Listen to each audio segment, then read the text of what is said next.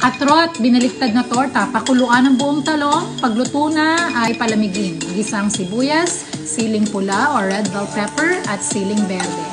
Pagkatapos ito ay ilagay ang tuna mula sa lata. Lagyan ng paminta at kaunting asin. Hiwain ang gitna ang talong, huwag isagad, ibuka or palaparin itong mabuti. There you go.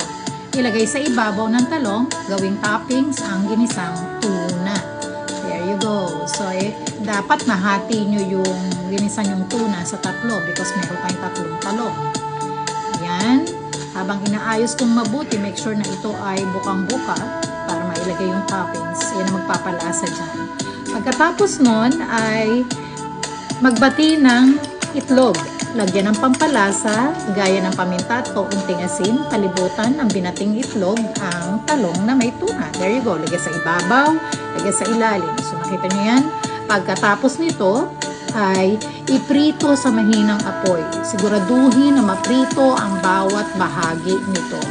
So, para maging presentable, make sure na pag binabaligtad nyo ay maingat kayo. So, ito po yung atrot, binaligtad na torta, ang aking version. Kain na!